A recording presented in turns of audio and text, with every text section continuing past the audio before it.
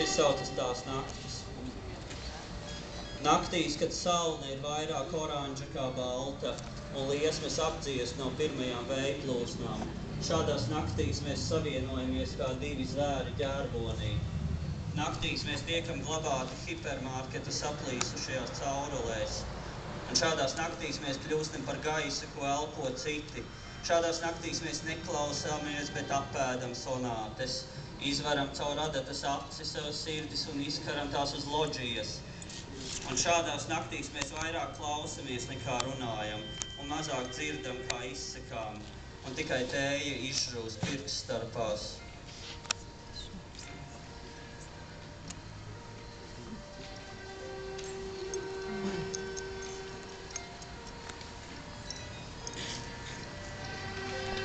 Pēdējie divi gabali, no kuriem pirmais saucas Pietura.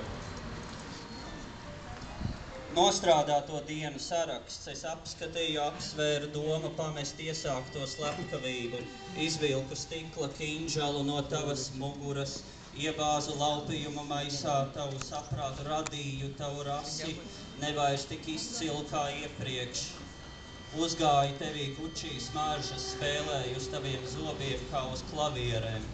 Zibens, notriecis gājputnus, iespiedis savu gaismu ziemas dienā, Svētā Marija, elpo treknas bezjēdzības, putni ceļas gaisā, nepietiek varas aiziet, palīdzēt.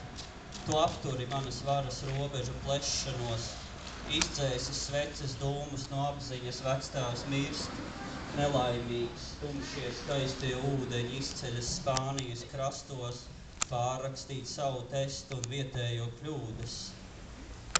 Un pēdējais saucas algoritms. Tas šķiet ir mans vienīgais, varētu teikt, reliģiskais dzejolis. Saucas algoritms tātad. Uz nozagto atmiņu ved visi ceļi no Romas. Es ieberu sāli tavā cukura trauciņā, tu tā saki. Es samainu tavas drošības zīmes, tu tā saki. Es izkliedzu un pazaudēju Ikara spārnus, tu tā saki. Tad kāpēc man censties ieriept un grebt alfabētu tavās ritošajās augstajās asinīs un visos tavos saprātos redzēt zilos graudiņus un gaidīt, kad uzsprāgsi, paraujot līdzi kuģa karkasu? Un kāpēc man noslīcināt tavus nedzimušos miera nesējus? Kāpēc man apēst lapiņas ar taviem pareģojumiem? Un kāpēc man iesaistīt tevi naftas dejā pār neēdušo pasauli? Kāpēc man risināt paštaisītas krustvārdu mīklas? Un kāpēc tu man saki, ka es esmu Mesija? Paldies!